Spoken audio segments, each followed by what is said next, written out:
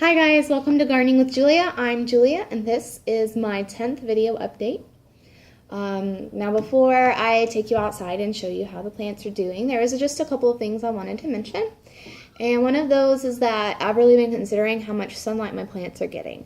Now my backyard gets a lot of sunlight and the Texas sun can be pretty unforgiving sometimes, and some of my plants, my wildflowers, and even one of the pepper plants looks like it's getting a little bit too much sun.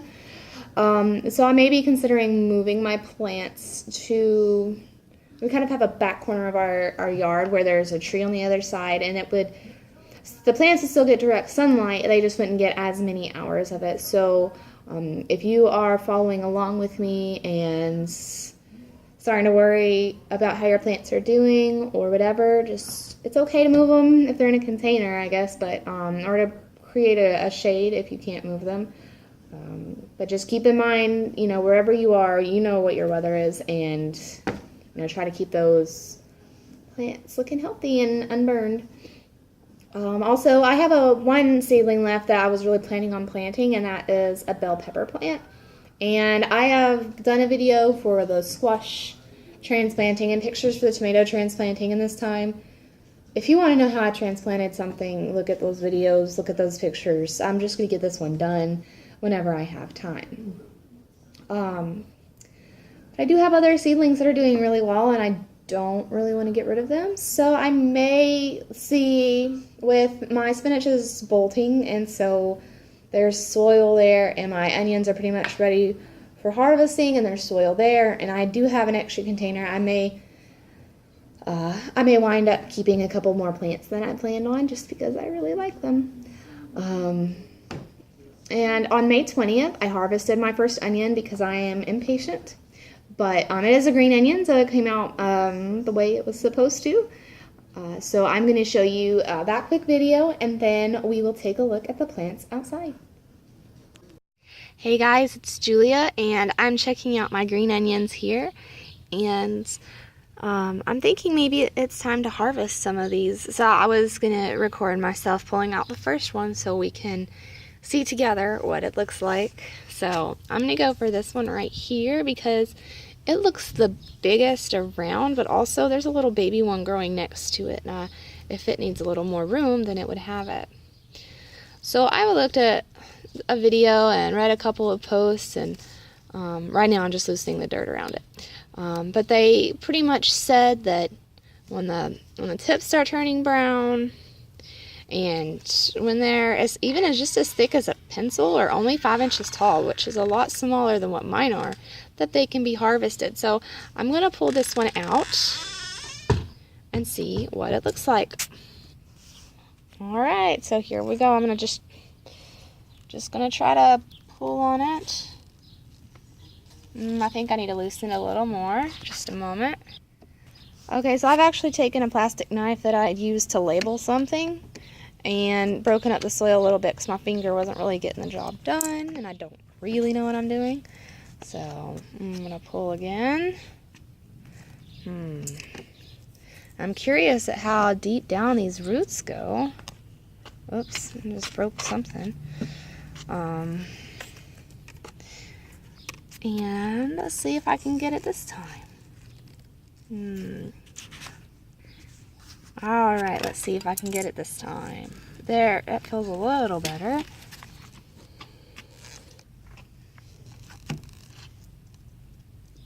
Maybe. Man, this is like really in there. Okay, so I could see what I was doing. I dug down a little further, and you can see little tendrils of the onion root there. So this is the entirety of the bulb. So I'm just going to give it a pull and see what happens. Man, these roots are really in there. And I'm breaking them. I kind of wanted to pull them all out together so I could see them and how long they are, but goodness, they are just stuck in there. There.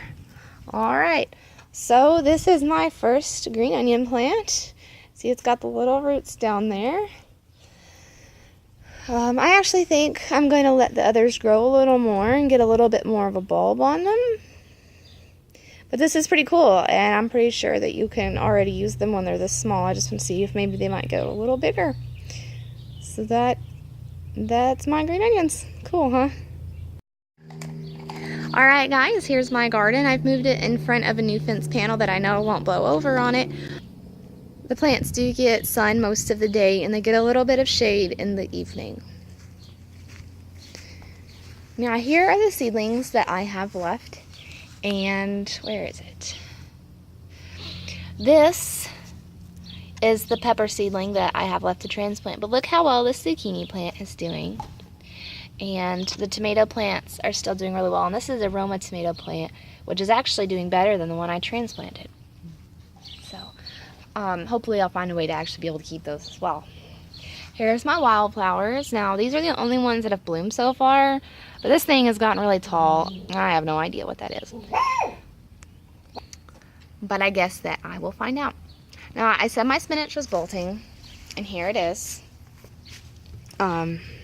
Now if you remember, my spinach got eaten by bugs, so I never even got a harvest out of it, but it was still a learning experience, and I am going to try again in the fall. Now I noticed these were bolting when they started getting tall in the middle, and these little, let's see, these little flower looking, these little white spots in the middle, they will be flowers when they get tall enough. Oh, there's water in my herb garden. I guess I should take care of that, but it's been raining a lot the last couple of days. I think my cilantro is about to flower, which means I may have waited too late to harvest it usably. I'm not real sure. I have some research to do on that, some reading. But my sage and my oregano are doing well, and my thyme. And I like to come out here and just kind of touch them and sniff how they smell, because I enjoy the aromatic part of the herbs. Now this is my Roma tomato plants. It hasn't really taken off since I've planted it, but it hasn't died either, so I'm gonna hope that that's a good sign. I've got a couple of marigolds that are popping up and a couple of little basils over there. Now, in contrast to how the Roma has not done anything, my super sweets have really taken off since being transplanted. I think they were just waiting for that extra bit of room, and their marigolds are doing really well too, and they've got little basils popping up in the back as well. Now I do have two plants here, and I will actually wind up choosing this one, and I will be getting rid of this one soon because this container is only big enough for one tomato plant. And something that I've learned about with tomatoes, with indeterminate varieties according to the internet, is that, let's see, these little suckers that start growing out from where the main stalk in a branch comes from, those can be pinched off because they are taking energy that could be used for the actual plant and putting it in a place where there doesn't really need to be any energy put. So pinching them off gives your plant more energy to grow and to focus on roots and fruits and things like that. So, you know, I've seen videos where people wait until they're much bigger. Oops, sorry. But I've just been like kind of waiting for them to sprout up, so I'm sure that's what they are, and then pinching them off. Here's my strawberry plant. Now it looks really lovely, I think, and it's got a couple of runners, and I really wish I had something for them to land in and start growing, and I may work on that sometime soon. Here's what remains of my onion plants, and I will probably actually harvest most of them pretty soon. Look at how big that is. Okay, and yeah, so I mean they're harvestable, you know, once they're even this small, you can use them. But I was just waiting to see, you know, really what happened with them. Here's my carrots. It's really cool because they're really soft.